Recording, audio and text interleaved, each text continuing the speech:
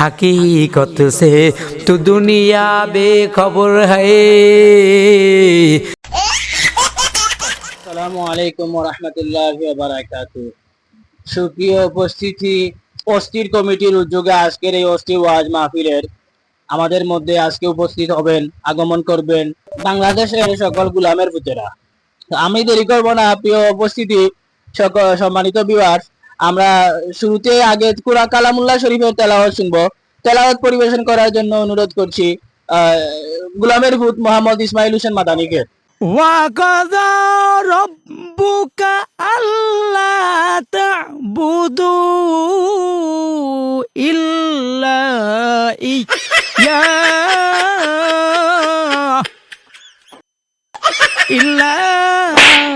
إياه وبالوالدين إحسانا إما يبلغن عندك الكبر أحدهما أو كلاهما وقل لهما أف ولا ভাই সত্যি কই। সুপ্রিয় উপস্থিতি, আমরা এতক্ষণ যাবৎ তেলাওয়াত শুনছিলাম এক গোলামের পুতের কাছ থেকে।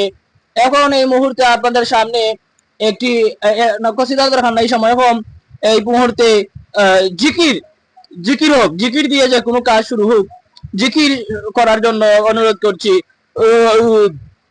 বিশিষ্ট আরেক এক গোলামের পুত মোহাম্মদ তেরেঞ্চি বক্তাকে।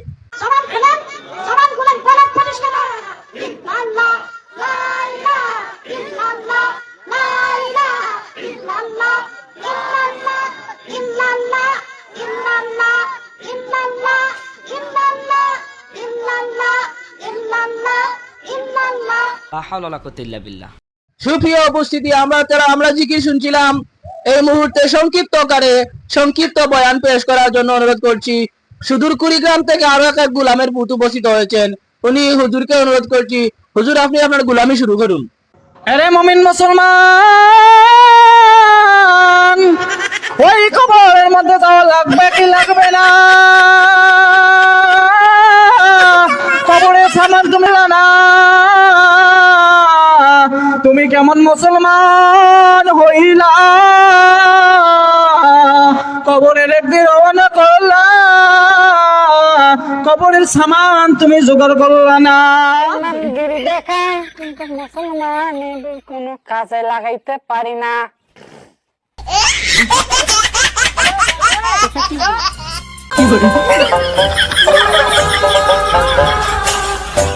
সুপ্রিয় উপস্থিতি, আমরা এতক্ষণ যাবৎ বয়ান শুনছিলাম কুড়িগ্রামের হুজুরের কাছ থেকে। এই মুহূর্তে যিনি সর্বপ্রথম তেলাওয়াত করেছিলেন, হুজুরকে অনুরোধ করবো আমাদেরকে কিছু সংক্ষিপ্তকারে কিছু বয়ান করিয়ে আমাদের মন উজাড় করে আমাদেরকে উৎফুল্ল করে দেওয়ার জন্য হযরত মাওলানা গোলামের পুত মোহাম্মদ ইসমাইল হোসেন মাদানীকে। हकीकत से तो दुनिया बेखबर है, दुनिया की नुमाइश बर नजर है। যুবক আল্লাহর বান্দার লাশটাকে বানিয়া ফেরেশতারা মাপা আরম্ভ করে দিছে। মুসলমান মেরে ভাই ও দোস্ত, গোলাম জীবনে এমন কোনো গুনাহ করে নাই। যুবক গুনাহ করতে করতে এক পর্যায়ে গিয়া 99টা খুন করেছে। দৌড়াইয়া মসজিদের ইমাম সাহেবের কাছে চলে গেছে।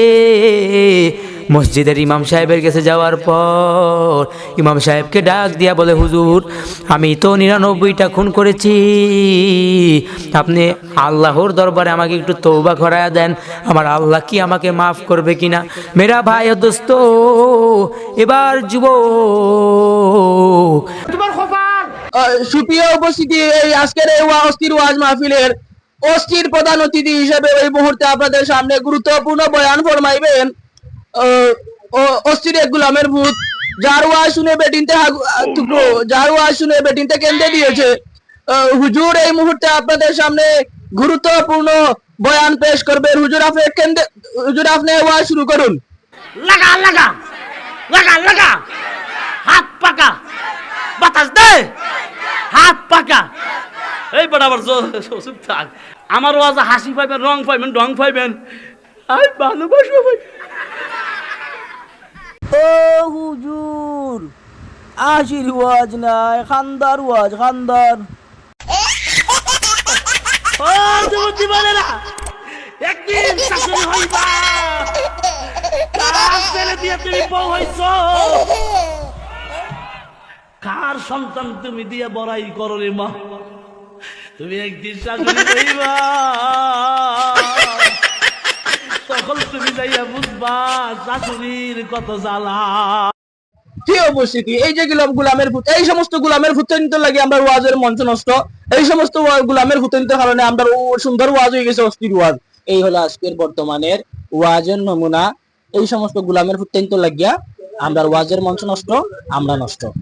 আর এই যে স্ক্রিনে একটা ছবি দেখতেছেন, নতুন হাজী সাহেব হইছেন, এখন উনি দেশে আসছেন, ওনার যে হালত উনি শুরু করে দেবেন বয়ান, ওনারে নিয়ে পরবর্তী ভিডিও থাক ইনশাআল্লাহ, অপেক্ষা থাকুন।